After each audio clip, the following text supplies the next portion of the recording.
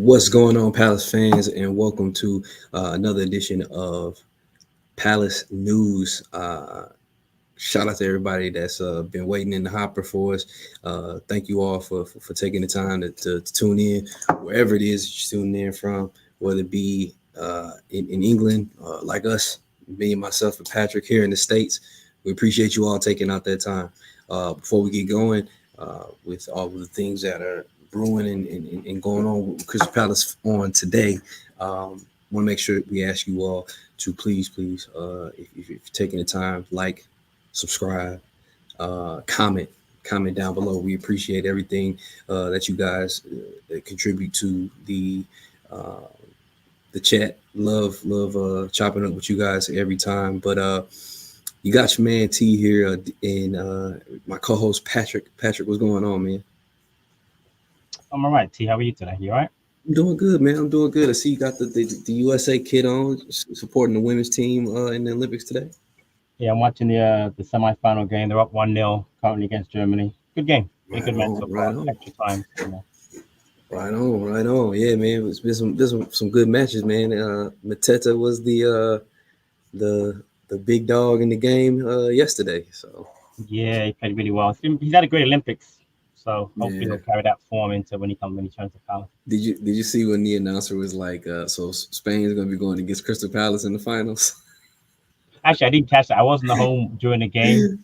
I was out, but I heard somebody mention that to me. My son might have mentioned. I actually went on. I got on Peacock last night and ran it back and caught it. He actually said that, and he was like, "Yeah, That's I'm just funny. kidding," but yeah, That's it's funny. just cool. A shout out to us. He knows at least we get that recognition because people are like, "Oh, Bay Earns, Michael Elise playing so well," and it's like, "Yo, man, that's Crystal Palace Michael Elise that you see in here, bro. Like that's not Bay Earns, like you know." Yeah, So, amazing. but Yeah. yeah, as we get going, everybody, as we said, your man D couldn't join us today, being the busy man that he is. He probably somewhere brokering some deals or talking on TV somewhere.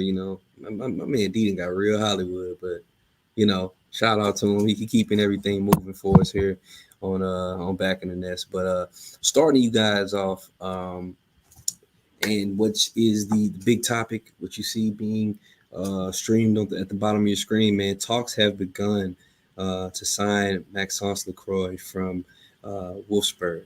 Um, the defender has made it clear that he is not going to be extending his contract with Wolfsburg, and he's now actually training away from the first team. Um, and this is a player, Patrick, that has had a lot of experience or a good amount of experience in the past with Oliver Glasner. Has been a rumor with us earlier in the window in the event that we came to the point that we're at now with possibly losing Marc Guehi. But what are your thoughts on possibly adding a player of his caliber? And then we could talk a little bit more about what it means for Marc Guehi. Yeah, I know he played under gloves in the year that they got to the Europa League, I guess, or yeah, Champions League actually. Wolfsburg, right? Got Champions League under him. So, but again, I haven't honestly. I don't follow players the way like you do, T, unless we actually sign a player. So I did. I saw something today online that said he's been compared to someone like Pau Torres, who's at Aston Villa, who's a very good centre half. So they said that he's like very good in the air, very passing range, confident dribbler, well timed passing, progressive passer, which is good for a centre half. So he's not a great tackler apparently, but listen, if we sign him, it's fine because it makes sense. Like I said, it makes sense to sign someone. Your age profile, he's 20, For three, 23, born about to be 24. 2000, yeah, 20, yeah, 20, 24 this year. Mm-hmm. You just said he's like last year of his contract. He's not training with the Wolfsburg first team right now, so he's obviously not going to be signing with them again. The manager knows him well, so it would make sense. So I have no issue with it. I mean, we've been linked with him for a long time, apparently, according to various sources. So if he wants to come in, that's fine. But again, I don't know anything about him besides again what I just read today. I'll look more into him if we actually sign it. But it would sound like it would be a very competent replacement for Guehi. So we'll see. But and I appreciate your insights on it. But let's move over to quickly having you talk about the topic what this means for Palace in terms of us having the impending transfer out of Marc Guehi. We chatted a little bit pre-show about how you felt about this, but speak your piece on that. Yeah, I hate it. So I understand, like, I understand how Pat set up this so-called model, and it's weird. The model kind of changed. So when Vieira came in 2021, we signed Guehi, Anderson, Elise, Edward, Gallagher on loan, Hughes, Mateta. The Mhm. winter we signed no one, and then second summer we signed Johnstone, Decore, Eboe, and Ponch, which wasn't a great window, but it is what it is. Right. So the whole idea was, okay, we signed these players with the idea that we're going to bring them in, make them better players, and if anything comes in for them, we'll sell them on. Obviously, Elise obviously gets a great opportunity to go to Bayern Munich, makes total sense. I heard you guys talking about Mateta as I mentioned. This might be a stepstone for him, so he might want to move on. But my issue is that again, I kind of understand it, but I don't like the fact we could be losing two or three of our best players in the same window.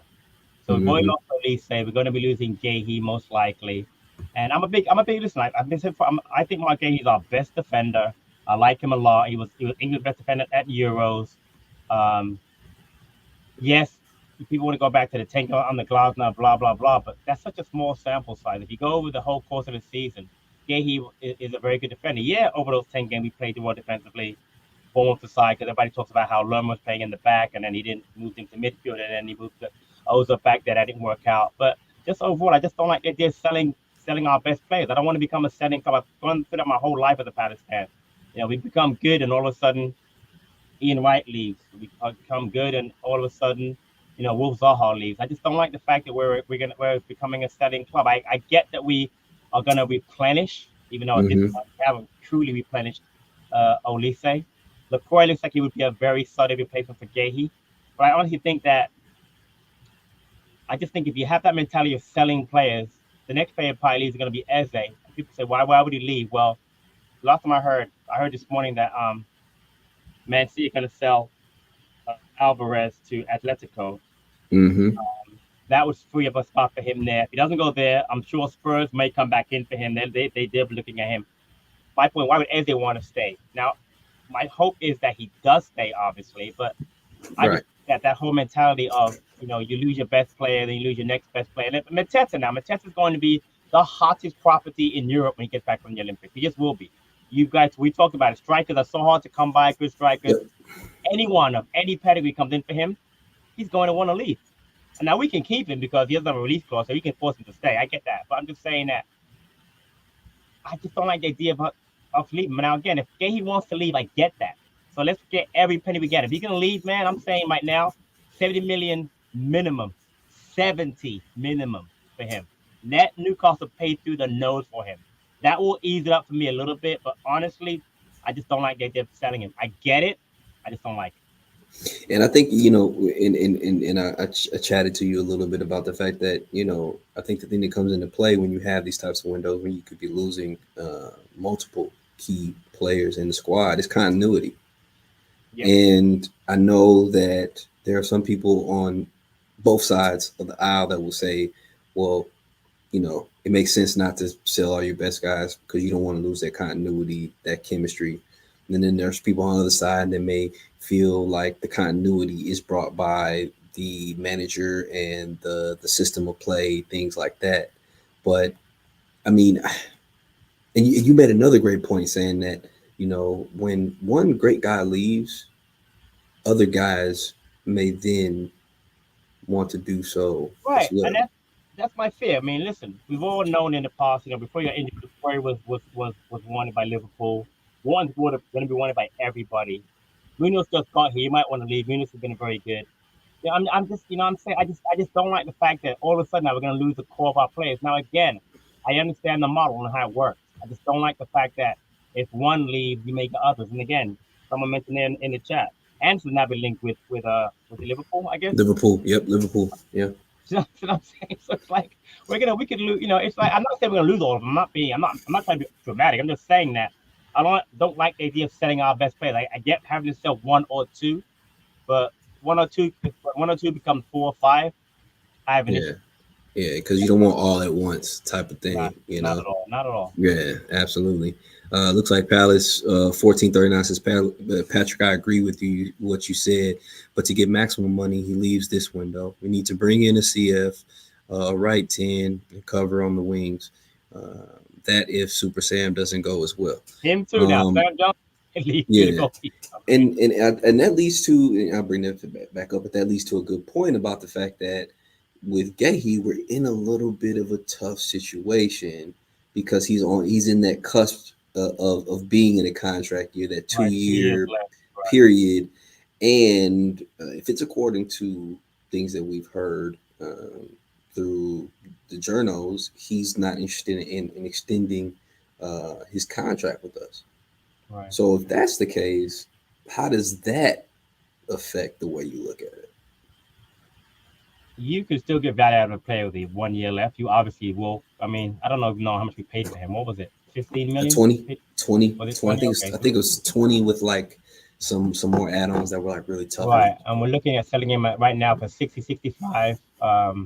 Chelsea get And 20% then of that. Right. 20%. Yeah. Yep. Right. So, but I still think we make a profit. I get that though. Listen, I understand again to get full value this time to sell him. I just don't like it. I get it though. Just listen, I get it. I just get it. I can get something and not like it. You know what I mean? Yeah, So, exactly. You don't have to like it to go right. along with it. And Exactly. I think that's the fan versus the business part Exactly. of Yeah, I've all never of been a this. business person when it comes to my fandom. It's all about I It's love my yeah, team. No, I don't care about the money part. Money yeah. doesn't That's affect my life. it's just about the love of the Yeah, club. I know. I agree. exactly. The one thing I am very happy about, and I will continue to echo, is the fact that I love the fact that we're already in the process of trying to make moves to have the replacement in I place, agree. I agree. which is a far cry from other times and other instances, a la Aaron Wan-Bissaka, where a true replacement or quality player in said position doesn't come. You know, so it's good to see that we are actively in the process of trying to bring in other players, which is always But I good. will add there too, we're in our 11th season in the Premier League when one was like that we're in our seventh. So we're much further down the process. If we weren't ready now, we would never be ready. We have our football still in place from that time, our same ownership model. We've got Hmm. money in from Elise. So you're absolutely right. But the fact that we are forward planning is very good to see because again, in the past, you're right. We've let players go and not replace them, which has been a joke, and that's not acceptable at all. So I get what you're Hmm. saying. Now having Lacroix, whoever it is, and no, it's not Lacroix, whoever it is, having someone come in will be good. The good thing also is we do have Anderson, Riyadh, and Richards right now. We have Yep. Holding. We actually have Yep. center halves we can So play if we had to go out and play a match tomorrow, if we we'd be lost okay. game day and we're playing a match Right, tomorrow, I think that's one of the things that feels really good about our current situation. And right, one of the things that's come up a lot with this topic is the fact that Marc Guehi only played 2 matches under Glasner. With all the good things that happened under Glasner's tutelage last season, Guehi was only involved in 2 of those. And one of those matches, he was playing in midfield. no, no, and again, I So get that. No, I so get that. good. I mean, good. I'm just happy that we can still see ourselves having success outside, because we've had times in the past where there was that time in our history where it's like, if Wolf wasn't on the pitch, we Right, couldn't win matches. exactly, You know exactly. what I'm saying? Yeah, So we're not in that situation where we feel like we can't have success if X player isn't involved. You know what I mean? So that's a great thing to see. But so the English and our Colombian players are due to return tomorrow. tomorrow on Wednesday. In your opinion, would Mark be a part of that group, or would you just have him stay away at this point? No, Mark's a professional. I don't see why he wouldn't report back. Because again, from what I'm hearing, especially nothing's been done yet. So why would you not Yeah, report? So nothing's. Yeah, yeah, I would exactly. be surprised if he didn't report. But again, if they feel like he's really close and he should head up to Newcastle for his medical, then you tell him to do that. But besides that aside, I don't see why he couldn't report. But again, I don't really know how close it is. I mean, I'm getting, you hear Yeah, from the right. Newcastle side, it's really, really close, and then from the Palace side, we've rejected, I guess, the first or second offers. So I mean, who knows? I mean, I don't get into that speculation until someone actually says, it's done. And When Swan, I never really respected the idea of just telling the player, "Hey, stay away," yeah, I you don't like that. know, because you burn a bridge. Exactly. Because the one thing that we know a lot of times when business negotiations and just regular human conversations and agreements, things fall through. You may want 100. something to happen, but it doesn't happen. And in this situation, you're trying to do these negotiations with Newcastle, and if things fall through, but you've made the taking the step of telling him, "Hey, don't report, don't come, you're gone." You possibly burn a bridge the player, and if not the player, possibly his representation.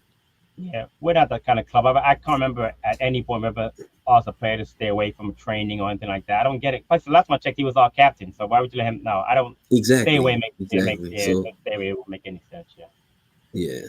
So moving on to our second topic, or I guess you say third technically, it says that Crystal Palace may be forced to move on from goalkeeper Sam Johnston, with his future being uncertain with the club. Crystal Palace's shot stopper is attracting interest from numerous clubs that include Wolves, Nottingham Forest, and Southampton, who most recently have been linked with him. Um, I feel like this move is one that's pretty much that almost, I don't want to say has to happen, but it feels like it's almost an inevitable move because of the fact that it seems like Johnson's not going to be the number two. He's played really well when he's healthy. He's 31 years old. He feels like he's in the prime of his career. He probably wants to be playing. But Patrick, what do you see from this situation? This has been discussed so many times on the channel. I mean, we talked about him leaving. Two, he makes the most sense because he got him on the free. We make money profit off of him. But my only issue is that Henderson and Johnston don't have a really great health record. I'd be worried about selling one of them. Well, again, selling Johnstone and then having Mm-hmm. Henderson get injured because the backup can't be Remy Matthews. So now you're looking at going and buying another goalkeeper. So Yep. that becomes a whole thing. I have not heard one link to a backup goalkeeper that we're involved in. What do you got and get? Aaron Ramsdale? I mean, who do you got and I've get? I only mean, heard one. I've heard who's that? one, and it's the young kid from Plymouth Argyle, last name Cooper, Right. Okay. Young. and Plymouth Argyle. yeah, I he's only mean, 20. I think he's only 24 years old. Played pretty well interesting. in the championship last year, and there are a couple of other Premier League teams that were interested in him, and he's only going to be. They said his price is only around like 3 or 4 million. That's the How old is only he? one I've seen. How old is 24. he? Yeah. See, here's the thing. You have um, two keepers out on loan in Goodman and um, Whitworth, and they're Mm-hmm. 20, 21 years old. You bring in a 24-year-old, you're going to block their You're path blocking over. them. You're blocking So them. I don't Yep. know. To me, you're better off buying an older player or even loaning. It's a tricky situation. Honestly, I get where Johnson's coming from. He wants to play games. I still think he'll play here because of the Henderson having an injury record, and he'll get maybe half the game here. So that's enough for him. They're both going for that number 2/3 England spot. So obviously, only one will get it. Whoever's healthy, as we saw in the Euros, will go to the England. But I don't Mm-hmm. know if it makes. I don't know if we sell him, which is fine. We have to get a replacement. There's absolutely no way I want it to be Remy Matthews up as Ray our number two. Matthews. No Yeah, chance. absolutely. I feel better with I'd have Goodwood. been right. I'd Honestly. have been good with us keeping Goodman. To be honest with you, Exactly, exactly. I So think I think he has something special. I don't know what it is about him, man, but I think he might have something. So, but we'll I see like what him a lot happens with too. that. And Yeah. So I we'll think see. the one thing that's good is that with that move, we stand to make a decent profit too. Yeah. With Sam Johnston because Got him on a free. Then who we he's get it for? That's got profit. him on the free. He performed at a super high level, got into the national team.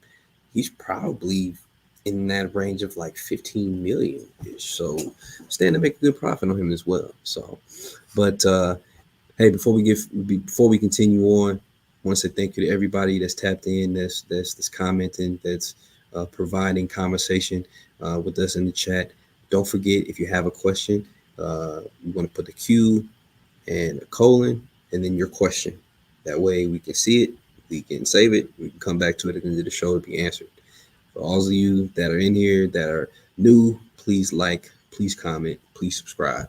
We're on our way to 5,000, and it means a whole lot to the channel. It means a great deal to the algorithm.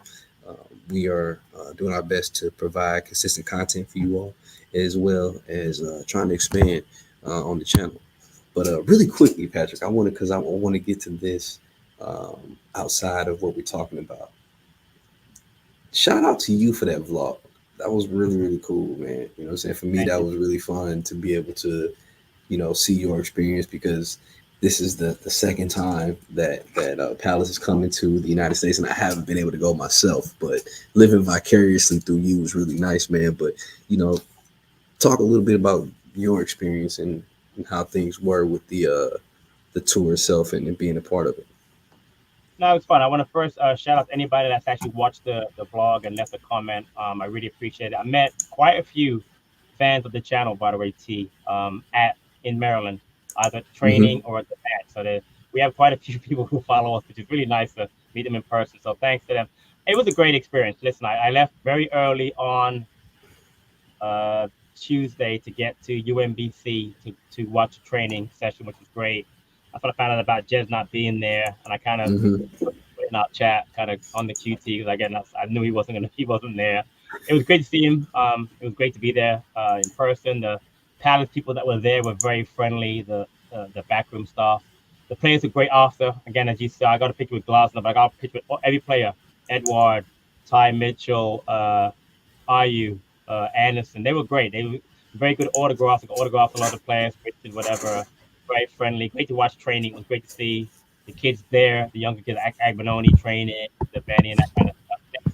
Next day, I went to the match. In the match, I had my sister who lives in Virginia, and my brother-in-law, my nephew went to the game with my wife. So that was nice to have family there. A bunch of friends from all over the country. My friends from Philadelphia were there, and a couple other friends from Chicago were there. It was nice. Again, much too big of a stadium for that game. If you watch the game, you'll see that one side was totally empty. I don't know what they put in that stadium. But I thought, honestly, considering where it was held, Annapolis is a very strange place to hold a match because it's kind of in the middle of nowhere. You've been to Maryland, it's the capital of Maryland. It's very like Annapolis is like, that's where the is it the Marines? The Naval Academy is. The Naval Academy is. So it's a very like straight. I feel like it's very straight laced. Yeah, like, I played Division I football, soccer, and I played against them 3 times. Lost to them every year 4-0 because the midshipmen are very big individuals. We lost to the same jobs. I went there, so I knew the campus. I've been there a few times. Imagine center backs playing midfield, but they can handle the ball. Every player was 6'3", strong, could run all day. It was ridiculous. This was back in the 80s. It was crazy. But anyway, but it was great to I met Mark Bright before the game. Had a little fan zone before the game, and the game was fun to watch. Again, we ended up winning the game 3-1. It was a good experience. Again, you mentioned they've been here. I've tried to go to every game that they've been here on tour. I've been to Philadelphia. They played one year. They played in Virginia, Richmond. Again, I went to Chicago last year, so I can't go to all the matches. It's hard, but I try to go to one of the games. So it's really nice to and I did announce nobody cares. I definitely I tried to make the vlog kind of fun, but I'm a little rowdy at the game, so kind of funny to listen myself back talking. But it was a lot of fun. Yeah, and I appreciate you editing it out and people watching it. So shout out to everybody. It was fun. A lot of fun. Yeah, man, that was dope, man. I really appreciate it. That was a fun time. Man. Did you shoot that on your phone, or what did you shoot that on? So funny enough, I actually bought last year. I actually bought this camera. Oh, okay. Last year, the camera wasn't good. I used my phone.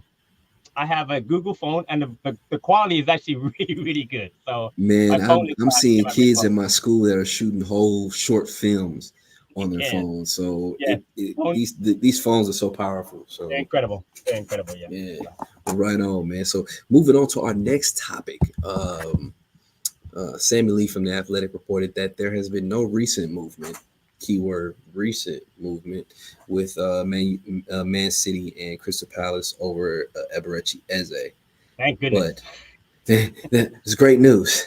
But we all know things change on a daily basis. So we'll see. I know that Man City's in the process of trying to move. Was it Julian Alvarez? He's basically gone, to Atletico. But here's the thing: I heard they want to get Pedro Neto from Wolves. So I'm praying that happens. I'm praying Yeah, the Nets are going to. That'd be great. that'd be a nice one. That'd be a really nice one. That would be So nice. yeah, okay. So then it was reported by Alan Nixon that apparently Sheffield United are willing to offer Jazz Rocksaki a bumper in pay just to join That's interesting. them on loan. Now, I think what this is it is a move that comes in counter to what QPR has already decided they would do. The QPR said they would pay the loan fee and they would pay his wages. Right. And Hull City has also apparently done so. Me and Dee were chatting about this a little bit the other day, and my thought behind it was the fact that QPR could make that move because of the fact that they don't have to do as much when it comes to money outlay when it comes to Jazz, because they don't have to worry about paying for him Right. to live in their city, Yep. because he lives in London, which Right. works out. Not to mention the fact that when he went to Charlton, one of the reasons why he wanted to go to Charlton was because he wanted to stay in London. Right. So Yep. maybe QPR has a leg up. And I was actually telling one of their fans that, because one of their fans was like, "Yeah, Sheffield's interested in him. There's no way we're getting him." I'm like, "Man, don't sell yourself short now." But Right. we'll see what happens with that. I mean, Also, T, he came Mhm. to the Chelsea Academy, which is also in West London. So, which is Which is also in West London, So, and I don't know if his I'm family moved from there, but I know his brother. He has a brother that plays in the academy at in the Chelsea. academy at Chelsea. Yeah. Hmm. So for Yep. those, I don't know where he lives, but from what you're just saying, it makes sense. He'll be Yeah. able to not relocate, which is good for him. So It'll be easier for us to keep tabs on him, to go see yeah, him. Like true. it's not going to be as much of a far cry to send ex scout or ex Yep. coach to go watch him play compared to if he's in Sheffield or if he's at Hull City. You Yeah. know what I mean? So, and plus, I don't know. I think he would. I think QPR would be a really good fit for him overall Playing too. style, I like that. I don't like Sheffield United as a playing style. Didn't like when they played last year, No, but I do like Hull play. So Hull yeah, or QPR both fine. Hole's not bad. The only thing that kind of worries me is the way the way they did Malcolm Ebioe when he was there, and Yeah, I don't but know if they that's lost. more attributed to Malcolm himself, Right. That's or what. But Yeah. Um, they lost Philogene, right? So they need a replacement on that. yes, So yes, that makes. I mean, yeah. I mean, yeah. they didn't do, but I don't get. Real quickly on Malcolm, I hope he does well at Oxford, but I'm worried about him because I don't think his lack of getting it done is talent. I think it's something else. And I think he has to figure that out. Yeah, I don't think I it's a think talent thing. So. I think he is a late bloomer as far as his professionalism is the way it seems. Did you watch his? Okay, so what I did was, that's what I do when players leave. I go on to YouTube and I always subscribe to that team's YouTube Yep, channel. yep, Did you get a chance to watch his interview that he did when he first yes, got? Did you see yes. how he speaks?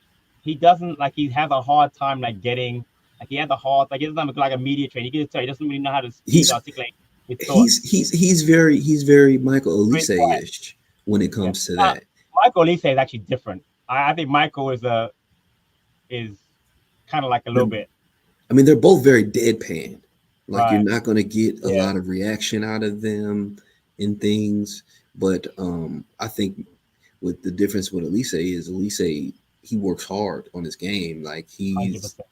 he seems like he's very coachable. He doesn't seem like he's a very selfish guy at all. So I think that's a difference where you have the amount of talent with Malcolm. It's just I think for him it's taking coaching, it's being a professional, it's translating his Yeah. skills and abilities to the teams that he's going to, because like I feel at this point he this is a really important loan for him It's because he's massive had for him. two. Massive. Yeah, because he's had two of them that have gone belly up, and it's like baseball term, three strikes, man. Like Yep, you're up. you might be trying to Yeah. find your This way is somewhere else. it is. He doesn't have to have great numbers, but he has to play a lot and contribute. He just has to. He's got to get on that pitch every single day and do well. Yeah, so Triton, so Luke Planche is in the Finnish. HJK or Yeah, HJK. AK Yeah. Helsinki in Finland. He's actually has 6 goals right now. He's actually doing it. They're in first and second place in the league. Yeah. It's second place in the league, and he's the Right. joint top scorer for his team. Yeah, he's And doing well. Malcolm Mabioe just was loaned out to Oxford United. United, who was Right. just promoted To the to championship. the championship this year. So I'm interested. I'm gonna be watching him. I'm gonna be watching Ozo this weekend Right. because Ozo plays Friday on Paramount because we can watch the games now in the United States because Yeah, isn't that Paramount weird? got the That, deal. that did that great deal. Yeah, I love that. Yeah. Yeah, so Ozo plays Friday afternoon here, and then Malcolm plays Saturday morning. They're both on Paramount, so I'm gonna check them out. It's nice that we're getting these championship loans, and then we can actually watch the Actually matches see now. them play. Yeah, Yeah, that is nice. so No, that's a great that's great point. to keep tabs on them. So, but I mean, in going back to what we were talking about at first with Jazz, um, I'm just ready for him to get things figured out so that we can, get excited for his next move and what he's got going on. So Right. we'll see what happens with that. But um, we're going to get over to some of the questions that you guys asked here. Remember, if you have any, you want to put the Q with the colon and then your question. This wasn't necessarily a question, but it came from Ali Khan saying he would love to hop on one of these days. Um, Ali, once the season starts and we do our match reactions, that's when we bring on members of the chat that come in and share opinions, talk about the match and things. So make sure to tap in with us on the match reactions once the season gets going on, my man. Uh, Looks like Evil Crab King here says he's watching from the Netherlands. Shout out to you, Evil Crab King. I love the Netherlands, man. Got to visit there. Beautiful place. If Trump gets elected to be president, I might be moving to the Netherlands. I need 5 years of residency in order to get my citizenship there. I did my Right. research, so maybe becoming a Netherlands international. Jacob says thoughts on Nikola Zalewski to Palace. Play well at left wing back for Poland in the Euros, and his transfer listed at Roma. I don't know anything about Nikola Zalewski. Neither. I know that we were interested in the left back cover, so left wing back Yeah, and cover. the one thing I can say is I don't know if we're going to be looking at left back cover because of the fact that it came out that they're going to be keeping Franco Ume in the first team, and he's Right. going to be providing cover for Tariq on the left. Um, so I don't know. I mean, but it sounds like if he's playing in the Euros for Poland, then he must be a pretty decent player. But we'll have to see what happens. I want to throw this in there real quick. Yep. Noticed that unfortunately Teo Adamarola was injured in the friendly Yes. playing for. He might be out for months, so that's really terrible that he just got there. He won't even That get was the a chance to horrible play there. foul that guy. It's like, Terrible tackle. yo, Risky like tackle, this. yeah. It's a preseason scrimmage and preseason match, man. Why are you Yeah. fouling like that? Going in that hard, yeah, it's ridiculous. And a kid It's too. He's going ridiculous. on a kid like that. So Yeah. So, question for Patrick: do you really think Agbanone could be as good as Zaha? And do you think he has a real chance of first team starts? not this season. But future wise, 100% I do. I watched him play over in Maryland. I watched him play. I watched every U18 game last season that was televised. He's got tremendous ability. He really does. He's so talented. The only thing to worry about, like most players, is injuries. He might be involved. He's got the same build as Will. Plays it kind of the same way. I love he can play as a 10 as a striker out wide. I love the kid. Again, he's not gonna play this year in the first team. He'll be in the 21s maybe, probably. Yeah, most like 21s this season. But I think future wise, I think he's got a big future. I mean, yeah, Yeah. I mean, I said that on the video, Zaha, as a friend of mine. We're just joking around about something before that came out on the video.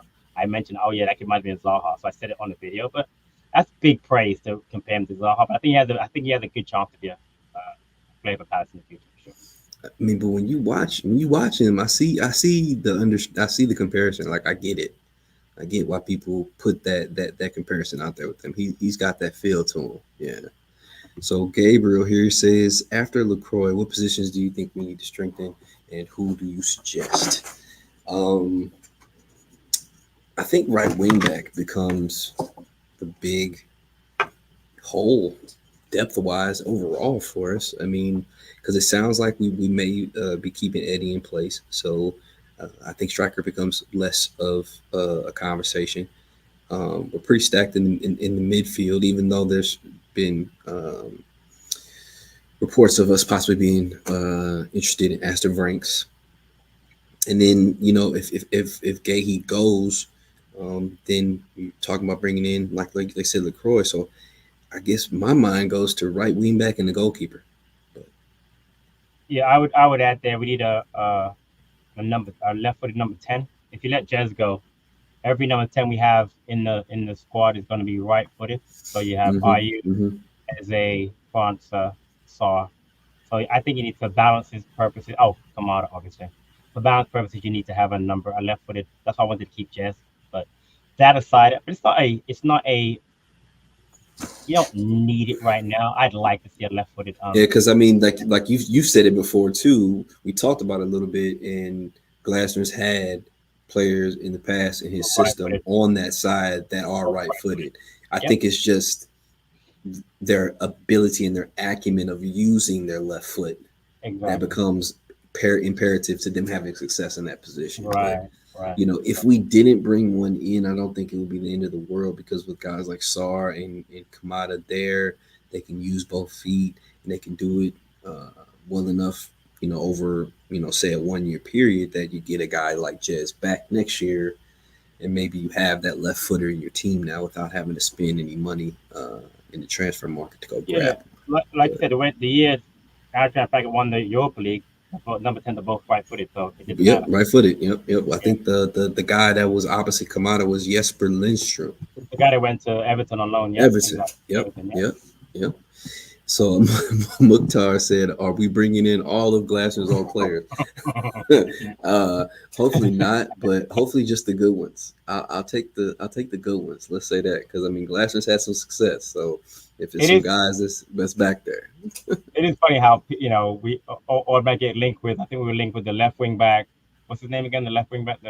The oh Philip Kostic, well, Kostic was linked for a little bit, yeah, and now obviously with Lacroix. Listen, I'm no, I think I'm with you. One or two is fine. Let's not bring in 4 or 5 years old. yeah. Let's not do that.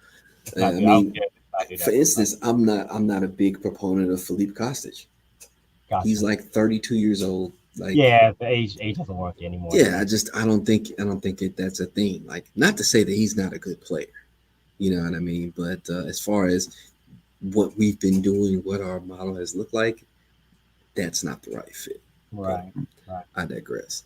So Ezinho said for right wing back, Issa Kabori from City was on loan at Luton last season. Basically played the same system, still young, would develop well under Glasner. That's a good shout. But That's a good shout. would he But how play? much would he cost? Exactly. And would How he much would play? it cost? Yeah, I mean, I don't think he would play a ton. Under like with first of all, Munoz stands to be another Iron Man. Like in comparison to like a Tariq, like doesn't look like he has any problem with his motor at all. So, um, I don't know. It could be one of those things like Kabore has been on multiple loans with Man City, and maybe he just wants a change. Maybe he Um, wants to come in, but it also matters how much it's going to cost us too. You know what I yeah. mean? But again, if he was going to come on loan, I would take him on loan. But again, why would he loan him to a team that already has a starting right wing back? Yeah, That's exactly. Because like when he just had a legitimate loan with Luton last year playing in a the lot. Premier League, where he Exactly. Yeah. started the majority of his matches. So that's a good That's shot why. as far as the player and the Yeah, talent. it is. But But then things have to work out the right way. that's the thing with the wing back situation. You've got two established wing backs who hopefully won't get injured, and you just mentioned Iron Man. To bring in to go out and buy replacements to me doesn't make a lot of sense. You got Frankie Uma. To me, I have no problem him being the backup. Right wing back, we don't really have one, so I'd like to have one. But again, it's a balance. Age, cost, playing time. You got to Yep. balance. Yep. You can't just go out and pay 20 million for right wing back when you pay less half of that for the one you have there now, who's going to play every game because he's a perfect right wing back. So it's And weird. part of yeah, and I guess part of it that's tough is when you have a guy that comes in for the price that Munoz did and produces the way that he did, it kind of puts you in a tough position because it's like we only paid 8.5 for this guy, and he's balling out. So we don't want to pay more than what we pay for him. You know what I mean? Because it's Exactly like right. For another one. because if you pay more than that for somebody, it's like, well, we're paying this type of money because we want you to come in and start, but we got this guy, so it's like I don't know. I was kind of hoping, and I didn't get to see a lot of them on the U.S. tour. I was hoping that Caleb Kapoor could show a little bit, but I don't feel So like we got to see as much as I was hoping from I with him. saw Maybe him. he played in the first one, right? He did. I saw him in training. He's got potential, but he's very young. I think he's only 18. He's like He's 18. he's had an injury. He's had an injury issue in the Yeah, past. and it So just came back from. with Imre out, he might get a shot at some point. But Caden Rodney was on the tour, played midfield. He can play right back at least. So it's weird. It's a tough situation again. Like I said, it's all about how much you spend. Could you get a loan? What's the playing time going to be? Because Munoz hopefully plays. I'm telling you right now, I got a funny feeling. I know there was rumors today about we're going to bring in a striker, a wing back, and maybe a midfielder. And I'm saying to myself, well, that doesn't make a lot of sense because the wing backs, like I said, they have to play. And we re-signed Klein, and Klein can. I mean, he's not going to be great at it, but he can cover the position. And he's not going Yeah, to complain.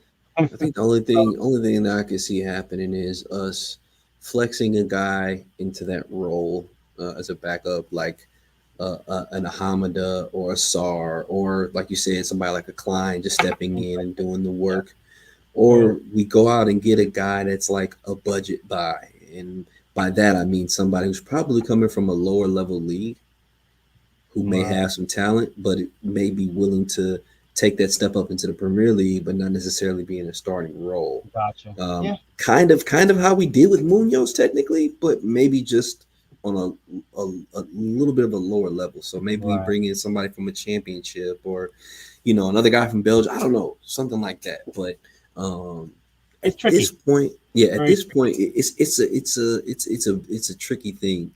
I'm interested to see. I'm just very interested to see how it plays out and how he wants to handle it, what the plan is, because like it's one of those things there is a plan. We just don't know what that plan is yet that they have. Is it going to be a Hamid? Is it going to be Sar? Are they saying, hey, Kleiny can handle being the backup right wing back? I We're hadn't not heard of asking him to play every day. You know I what I hadn't heard mean? of that choice, but it's not a bad shout to have him play that. But he can play wide. He's not great at it. Yeah, I mean, and he was doing a great job overlapping from center back when he was playing last season. So and we're not asking him to play every day. Well, that's the thing. Exactly. It's going to be cup games, 3 games in a week, and you play that middle game, the midweek game. So it's not going to be a lot of playing time. You might get 10, 15. But again, there's also, knock on wood, there's injuries. And God forbid Munoz get injured. Changes a lot. Changes a lot. Yeah. So. But if I'm a 34-year-old Nathaniel Klein in the twilight of my career, I'm still getting the opportunity to play in the Premier League. I'm getting to be in London, where more than likely I'm guessing his family and stuff is. So, yeah, definitely. It seems like a really good setup for him. But Right. We'll see. We'll see what happens. But that'll about wrap it up. I got one more question, and I'm gonna give this question especially to you, Patrick, because I feel like you've been a Palace fan since 1971. What are you talking? So here's the question, and it comes from Gabriel CPFC. What are your 2 favorite Palace games you have ever watched? I'm gonna put NY in there. 2 favorite games I've ever watched. First game would be go back a while. It's the 5-0 game against Man United. Why? When we beat Man United 5-0, it's one of the first games I ever went to as a kid, and my brother was a ball boy right behind the goal. If you watch the videos, I can point him out. You wouldn't know him, but I can point him out. He's in the White Horse Lane end. So because we beat Man United, it was one of my first games. My dad took me to the game. That's one of my favorite games. My second favorite game would be the semi-final 2016 FA Cup, because I flew over for that game. We beat Watford, goals by Balassi and Wickham. And just to be in the stadium, Wembley, to see Pat get to an FA Cup final was amazing. So I was at both of those games. I was gonna pick the 1990 semi-final against Liverpool was probably my third favorite game because being Liverpool in the FA Cup semi-final was brilliant. But because I was at those two games, those were my two favorite games ever. But there were a lot. I mean, there were a lot, but those are my two favorite games. If you had to guess, how many Palace matches have you been to in your lifetime? Oh, it isn't that many. I've been here since I was 14 years old. It's a good point. That's a good point. I go back maybe every other year. Like last year I saw 3. Before then I hadn't seen a game since 26. Me and my son went back. We went. Let me think. Before last year, when was I back in England? No, I was back for the cup final. That year I went back, but I was there for the cup final, semi-final. I actually had gone before. I'd gone to December with my son. I saw like Chelsea, 3 or 4 games. So the year I came over here, which was 79, the year we got promoted, I probably saw every home game. So I go on 80 games that year because I live right near the stadium. I would walk to the game, and I'd go to games sporadically when I was a kid. No, but I probably haven't seen 100 games in person because again I haven't lived in America for most of my life. So, but whenever I go back, my schedule always goes around Palace. I always try and go back I've only gone back one time. No, I've never gone back to England without going back to a game. I never go back, like, let's say, in the middle of the summer when there's no game. There's no point to me. There's no point. Right? Like, so, being in England with no soccer seems weird. It is weird. That's why my wife's always like, well, why don't you just go over there in the summertime? I'm like, why? She's like, because it's less busy for you. You can go and you could see a game. I was like, see, that's your problem. You don't know anything about what's going on. Nobody's playing in June and July. Like, I always go back. I'm going back to September, but my wife and I want to plan a trip to go to Paris. I've already told her, no problem. But we're going to London too. We're going to London at some point. We go to Paris during the week and then come back in London on the weekend. She's like, no problem. So, like, okay, that's a quick little in between. So we're doing that. And Martin Ryder says, hi, Patrick. Fellow 1971er, also haven't seen it all, but liking that I'm seeing it at the moment. I miss it, but I don't see it in person. It's different. It's different being at the stadium than watching on TV. I cannot explain the difference. It's just so different. Being in the stadium, sitting around, it's even if they lose, it's just great to be there. I mean, I'm a decade in, and I haven't been to a match yet in person, but I know exactly where you're coming from. Like, even just going to a match here with my local team, and then being able to, like, not going in, like, maybe watching it on TV or something. It's like, man, this is nothing compared to when I'm in my seat and I'm watching that match. So, but it's gonna come. It's gonna come. So, but we appreciate everybody, man. That'll about wrap it up for the show. Definitely. Thank you to everyone that took the time to tap in with us. Don't forget, like, comment, subscribe on our road to 5,000. We appreciate everybody taking the time. But we'll be back probably tomorrow with something because it seems like this rotating wheel is gonna keep on turning. You know, more things going on, more things happening, more things to be revealed and chatted about. Gabriel says, make sure you come to London T to meet up with some fans. Oh, for sure, bro. I'm probably spending my whole time there with fans. That's all I want to do is hang out with actual Crystal Palace people. You know what I'm saying? Like, that's what I want to do. Just come and hang out with y'all. I'll be in South London the whole time. I'm not going nowhere else. I'm not going to West London. I'm not going to North London. I'm not going to East London. I'm being South London. Know that. Period.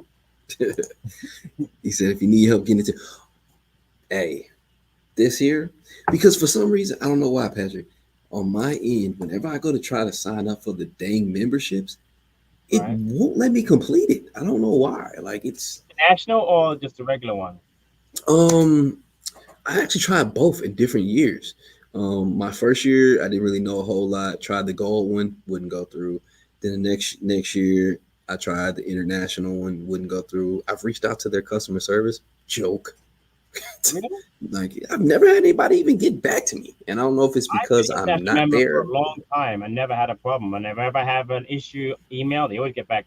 I don't know why. It's weird. I'm not insurance member anymore because I became a season ticket holder, and you can't be both. Like, it doesn't work. Right. Right. So I don't know what the issue is. It's a weird. I mean, I get it. Why do you want to actually member and be a season ticket holder? You don't live in the country. Why be a season ticket holder? It makes no sense. I get why they do that. But anyway, but international membership has been great. I mean, you get access to at least, like I said, you tell them you're coming over, they'll get you access to at least 2 tickets for any game you come over for, which is great. Like you don't have to worry about. Yeah. And that's what. And when you told me that, that's what really got me interested in it. Wait a minute, hold on, Evan. No, man, I actually was doing it through the app on one of the times I did it through the actual Palace app, and I did it through the actual website. Have you Man, do come it on your laptop on, or on your phone? Which one? A laptop or a phone? the first time I did it on my phone, and I was like, man, let me try it on my laptop. Then on my Oh, yeah, laptop, okay. we I was got the gonna say same error laptop. message. It's weird. I'm gonna try it again this year, but we'll see. Mukhtar says come at Christmas. Does it get dumb cold there around Christmas too? It's not. It's not. I've been there Christmas time. It's not that bad. Does it get New York English weather is really weird. I mean, it can be cold any time of year, and it can be hot any time of year. Strange weather. But it'll rain Really? every day you go there. Well, I mean, it is an island, so Yeah. I forget that. I'm like, yo, that's an island, so no wonder they get weird weather. Okay, well, cool. I appreciate it, man. But we gonna see. I'm gonna get out there. I'm gonna get out there for sure. But thanks to everybody for tuning in, man. We will see you all soon. And as always, up the Palace. Up the Palace.